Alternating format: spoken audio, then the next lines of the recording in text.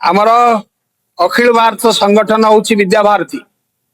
आम ओडिशा प्रांत रे संगठन ना हूँ शिक्षा विकास समिति ओडिशा। एथिरे सबु विद्यालय ना हूँ सरस्वती शिशु विद्या मंदिर किंबा +2 कॉलेज। तो से भीतर शिक्षार्थी मानकर जो विभिन्न माने फलाफल को प्रकाश करी ये गोटे अन्यतम फलाफल। कारण राज्यर सर्वाधिक परीक्षार्थी संख्या हूँ 5 लाख रु ऊर्ध्व माध्यमिक शिक्षा परिषद एचएस।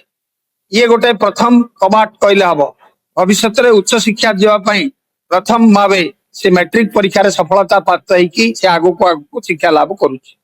तेणु राज्यर 95% रिजल्ट होती खुशी कथा। अनेक मन आसुव ए वर्ष अधिक केमती है। तेणु विद्यार्थी दक्षता मापिबा जो प्रकार मापकाठ समस्त पाई अवसर में 95% समस्त कृति छात्र छात्री को शिक्षा विकास तरफ अभिनंदन जनाऊँ। आमर कहानी भितर आपण जानती जे मात्र आमर 322 विद्यालय माध्यमिक शिक्षा अर्थात एचएससी परीक्षा देते। तेणु 322 बदल मात्र 15,214 पिला परीक्षा देते। तेणु से 15,209 पिला परीक्षार सफलता प्राप्त होती। तेणु आमे भी खुशी ए अवसर समस्त विद्यार्थी मान शिशु मंदिर आम अभिनंदन जनाऊँ। आहरी भल कथा 100% फलाफल गोटे पिला गोटे विद्यालय 100 पिला अच्छा कहले 100 पिला मान पास करथिबा विद्यालय संख्या मध्य 317 कम नुह। तेणु प्रत्येक विद्यालय सरस्वती शिशु विद्या मंदिर निश्चित भाव सफलतार कहानी भागीदारी। तेणु से अभिनंदन जनाऊँ। सर्वोच्च नंबर मध्य गोटे नंबर 500-600 नंबर परीक्षा होता। ता भितर आम विद्यालय मध्य पिला 2टी वर्तमान सुधा आम जानूँ 588 नंबर रखिंट। जड़े हेले श्रीमान पार्थ सारथी महंत बारिपदा आउ जड़े हेले श्रीमान आशुतोष नायक माने सूर विद्यालय बालेश्वर। अन्य मानकर भी 779 जो पिला A1 ग्रेड पाई समस्त से समकक्षर A1 ग्रेड पिला।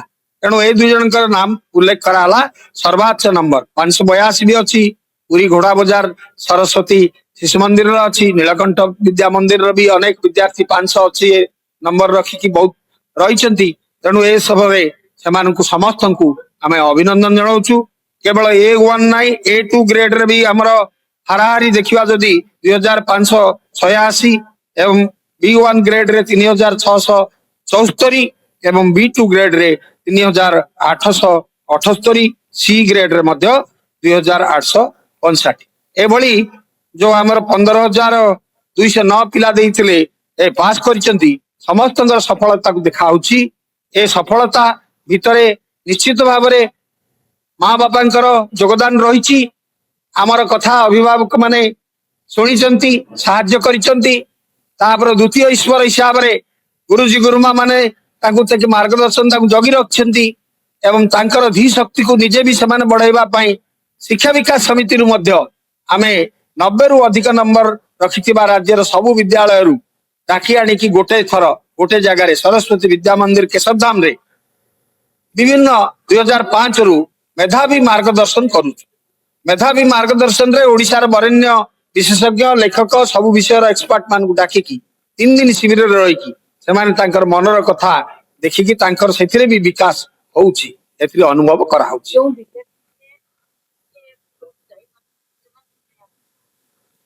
आमर समझ जाउछ द्वितीय थर जो विद्यार्थी असफल होइछि तार स्वास्थ्यगत कारणरू बा को कारण देखाई कि सेमाने निश्चित भावे सफलता आठू भी भल रखिबे। मात्र 219 कहले एतिक पिला अछन 5 जण पिला को देखा हबो सेमान हमर गर्व गौरव तांकर भी दायित्व आम ऊपर अछि। सेमाने यथाशीघ्र सफलतार पाचरे पहुंचबे ए आशा भी रखुछु। मु श्री पंकज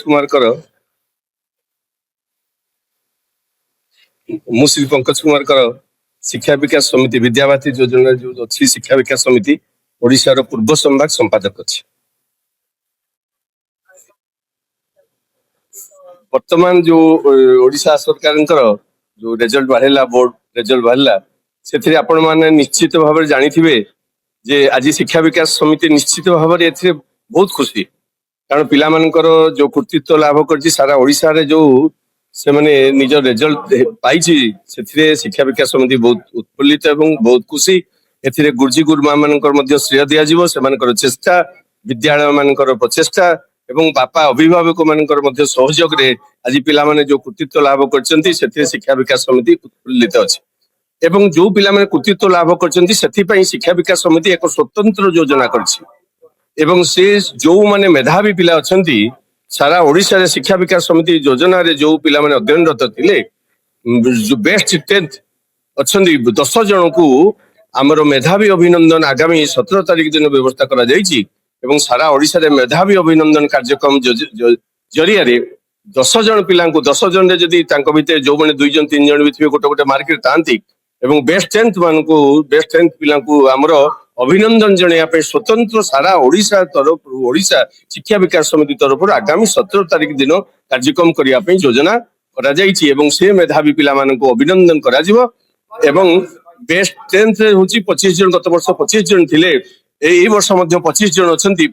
ତେଣୁ ସେ 25 ଜଣ ପିଲାମାନଙ୍କୁ ସ୍ୱତନ୍ତ୍ର କାର୍ଯ୍ୟକ୍ରମ ମାଧ୍ୟମରେ ଅଭିନନ୍ଦନ କରିବା ଯୋଜନା ଶିକ୍ଷା ବିକାଶ ସମିତି କରିଛି। ଲକ୍ଷ୍ମୀନାରାୟଣ ରଥ ୟୁନିଟ୍ 3 ସରସ୍ୱତୀ ଶିଶୁ ବିଦ୍ୟା ମନ୍ଦିରର ସଭାପତି। ଆମର ଇଏ ହଉଛି ଓଡ଼ିଶାର ପ୍ରଥମ ଶିଶୁ ମନ୍ଦିର। ଆମର ସବୁ ବର୍ଷ 100% ରେଜଲ୍ଟ ହୁଏ, ଏ ବର୍ଷ ବି 100% ରେଜଲ୍ଟ ହେଇଛି। ଏହାର ପଶ୍ଚାତ ଭାଗରେ ଆମର ଗୁରୁଜୀ ଗୁରୁମା ଏମାନଙ୍କର ଅଶେଷ ଅବଦାନ ରହିଛି।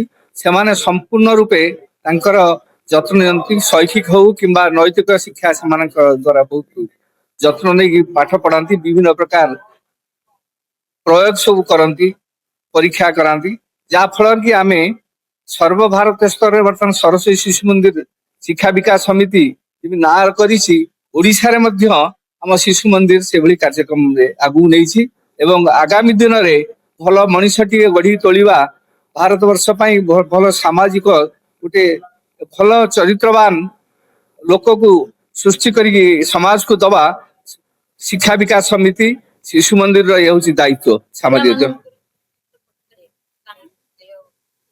କୃତିତ୍ୱ ପଛରେ ସର୍ବପ୍ରଥମେ ଆମର ବିଦ୍ୟାଳୟର ଗୁରୁଜୀ ଗୁରୁମାଙ୍କର ପ୍ରଥମ, ଦ୍ୱିତୀୟରେ ଆମେ ଅଭିଭାବକ ମାନଙ୍କର ଦାୟିତ୍ୱ ବି ସମଭାବରେ ଅଛି।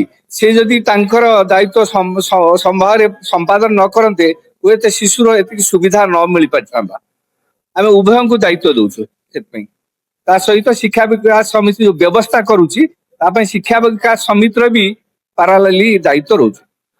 ମୁଁ ହଉଛି ସ୍ୱଦେଶ ରଞ୍ଜନ ମିଶ୍ର, ସରସ୍ୱତୀ ଶିଶୁ ମନ୍ଦିର 8 ନମ୍ବର ୟୁନିଟର ସମ୍ପାଦକ ଦାୟିତ୍ୱରେ ଅଛି। ଭୁବନେଶ୍ୱରରେ ଆମ ସାରା ଓଡ଼ିଶାରେ 886 ବିଦ୍ୟାଳୟ ଯେମିତି ଅଛି, ଏମିତି ଭୁବନେଶ୍ୱରରେ ଆମର ପାଖାପାଖି 19ଟା ବିଦ୍ୟାଳୟ ଅଛି। ସେ ଭିତରୁ ସରସ୍ୱତୀ ଶିଶୁ ମନ୍ଦିର ଗୋଟେ ମୁଖ୍ୟ ବିଦ୍ୟାଳୟ ଏବଂ ଓଡ଼ିଶାର ଦ୍ୱିତୀୟ ବିଦ୍ୟାଳୟ ସେଇଟା। ବର୍ତ୍ତମାନ ବିଦ୍ୟାଳୟର ପାଖାପାଖି 1500 ପିଲା ଆମର ଅଛନ୍ତି। 120 ଜଣ ପିଲା ପରୀକ୍ଷା ଦେଇଥିଲେ, 7 ଜଣ A1 ପାଇଛନ୍ତି, 31 ଜଣ A2 ପାଇଛନ୍ତି, ଆଉ ସବୁ ପିଲା ପାସ୍ କରିଛନ୍ତି। ଏଇଟା ଏ ବର୍ଷ ନୁହଁ, ପ୍ରତିବର୍ଷ ଆମର ଗୋଟେ ପରମ୍ପରା ଯେ ବିଗତ 15 ବର୍ଷ ଭିତରେ କେହି କେବେ ବି ଫେଲ ହେଇନା।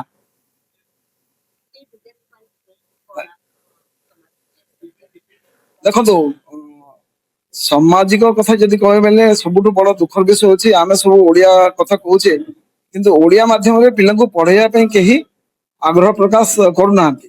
କିନ୍ତୁ ଆମେ ମାତୃଭାଷାକୁ ଆଗକୁ ବଢେଇବୁ ବୋଲିକି ଆମେ ଷ୍ଟେଟ ଫାର୍ଷ୍ଟରେ ରହିଛୁ ଯେ ନାଇଁ ଓଡିଆ ମାଧ୍ୟମରେ ଆମେ ପଢେଇବା। ଆପଣ ଯଦି କହୁଛନ୍ତି ଆମ ବିଦ୍ୟାଳୟକୁ ଆସିବେ, ଆମର ଇନଫ୍ରାଷ୍ଟ୍ରକ୍ଚର କୌଣସି ହିସାବରେ ଭୁବନେଶ୍ୱର ଇଂଲିଶ ମିଡିୟମ ସ୍କୁଲ ମାନଙ୍କଠୁ କମ ନୁହଁ, କିନ୍ତୁ ଆମକୁ ଗୋଟି ଗୋଟିକି ପିଲା ଓଡିଆ ମାଧ୍ୟମରେ ପଢେଇବା ପାଇଁ ଖୋଜିଲା ବେଳକୁ ଅସୁବିଧା ହଉଛି। ତେଣୁ ଆପଣମାନେ ଏ ବିଷୟ ଟିକେ ଦେଖନ୍ତୁ।